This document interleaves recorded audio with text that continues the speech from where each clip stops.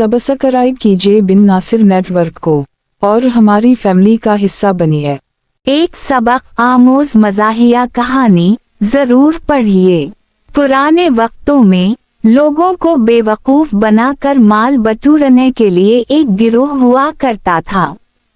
इस गिरोह से वाबस्ता लोग ठग कहलाते थे। इन्हीं ठगों का एक वाकया कुछ यूं है। एक देहाती बकरा खरीद कर अपने घर जा रहा था कि चार ठगों ने उसे देख लिया और चालाकी से उसे लूटने का मंसूबा बनाया। चारों ठग इसके रास्ते पर कुछ फासले से खड़े हो गए। देहाती थोड़ा आगे बढ़ा तो पहला ठग आया और बोला, भाई ये कुत्ता कहाँ लेकर जा रहे हो? देहाती ने घूर कर कहा, बेवकूफ, तुम्हें नजर नहीं आ रहा ये बकरा है, कुत्ता नहीं। देहाती कुछ और आगे बढ़ा तो दूसरा ठग टकराया और बोला, यार ये कुत्ता तो बड़ा शानदार है, कितने का खरीदा? देहाती ने उसे भी झड़क दिया और तेज कदमों से घर की जानिब बढ़ने लगा।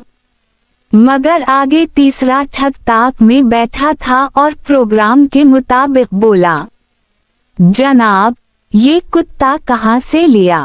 अब देहाती थोड़ा तशवीश में मुब्तला हो गया कि कहीं वाकई ये कुत्ता तो नहीं। उसी शश वाव पंज में मुब्तला वो बाकी रास्ता काटने लगा।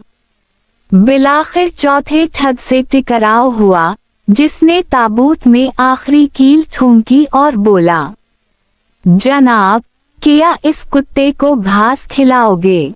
अब देहाती के औसान खता हो गए और उसका शक यकीन में बदल गया कि ये वाकई कुत्ता है। वो बकरे को छोड़कर भाग खड़ा हुआ। यूं चारों ठगों ने बकरा ठग लिया।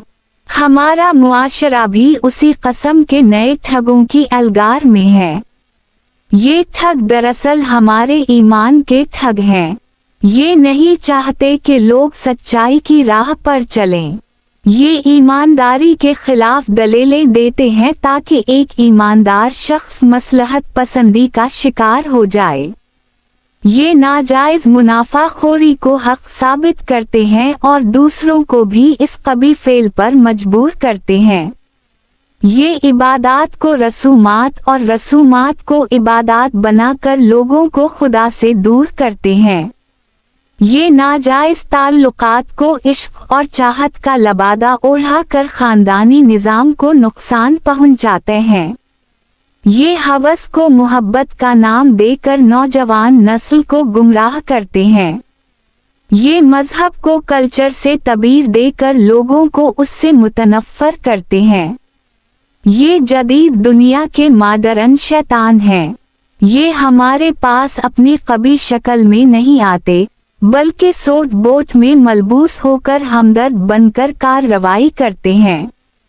इस सूरत हाल से बचने के लिए एक सालेह मोमिन को दो तदाबीर इख्तियार करनी है।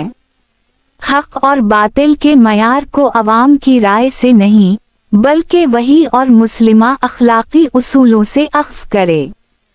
इन शैतानों को पहचाने और उनकी बातों को अहमियत ना दे, वरना इसका हश्र भी उसी देहाती की तरह होगा जो बकरे को कुत्ता समझ बैठा था।